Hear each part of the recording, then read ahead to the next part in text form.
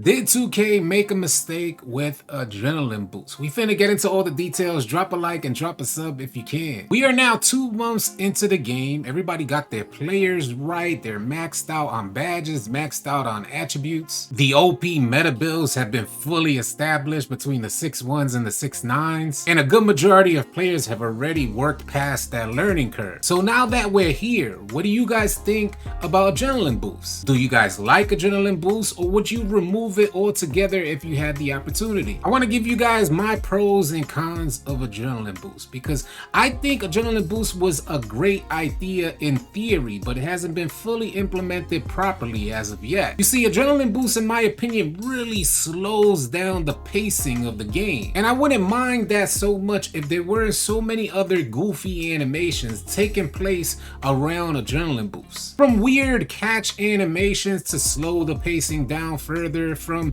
out of bounds animations or inbounding animations that don't work in our favor. Interior defense suffering yet another horrendous year. I don't know what it is about interior defense that 2K just can't seem to get right. But when it comes to adrenaline boost, it's pretty much about checks and balances on particular players and playing styles, which I actually like about adrenaline boost. But factoring all the other goofiness that takes place in any particular game on any given day, it just seems to kind of sour the whole gameplay experience. And we're out here, we're playing the game every day. We notice these like subtle changes that are taking place. Sometimes it feels like whenever there's an event happening, the game just gets goofy. I won't even be playing in the event. We'll still go into the rec center and run our games, but for some reason there's a whole nother level of goofiness that happens from one day to the next. And this stuff happens on and off the court, from getting error codes or your game just completely freezing on you and you have to close app.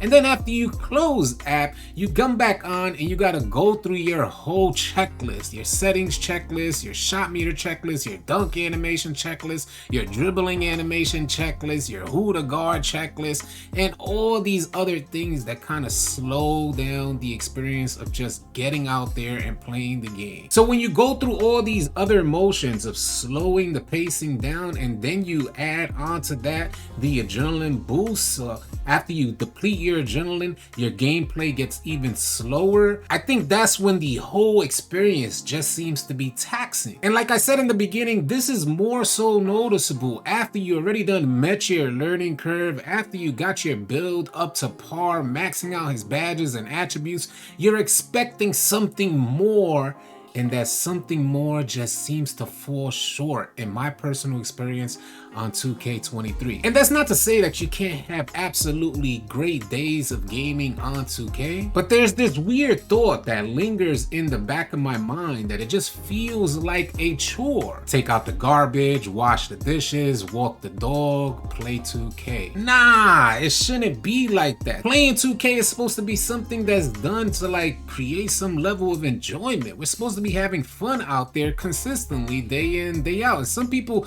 have fun from getting like the competitive value out of the game. I saw one tweet from Josh saying that NBA 2K23 is the absolute most casual friendly game ever released. I'm definitely curious to hear your thoughts about that. Is this a casual friendly 2K, considering all these new mechanics and adrenaline boosts and how players can't dribble their life away, the fluctuations in shot timing? All these mechanics kind of lend to the idea that it's not nearly as casual friendly as previous versions of 2K, but sound off in the comment section. I'm definitely curious to hear what you casuals think about that. In my opinion, it's not really adrenaline boost that's plaguing the experience or souring the experience that we're having on 2K23, but it's more so the speed of the game. Everything feels kind of slow and clunky right now. And this goes on the defensive end and the offensive end. I'm more so speaking from the perspective that we've already maxed out our players. 99 overalls, badges, attributes, everything maxed out. What more can we do out there? And after we get our players maxed out, that's when you start to notice like, okay, what's going on? I should have noticed like an extreme difference from when I first brought my player out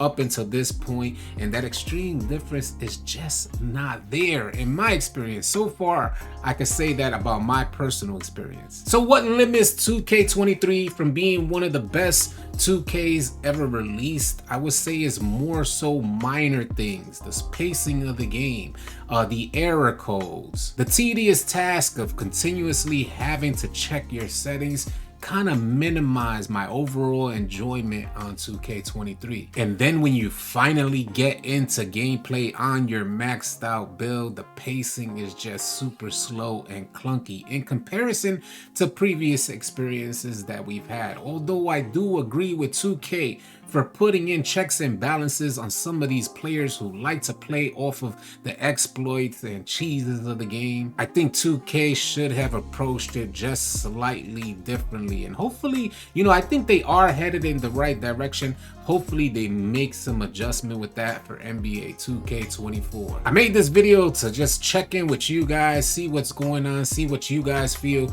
about your experience so far on 2K23. So be sure to sound off in the comment section below, and definitely keep it locked right here at AllCity Live TV for more NBA 2K23 news, information, and updates. Drop a like and drop a sub on your way out. I'll catch you guys on the next video. Easy, y'all.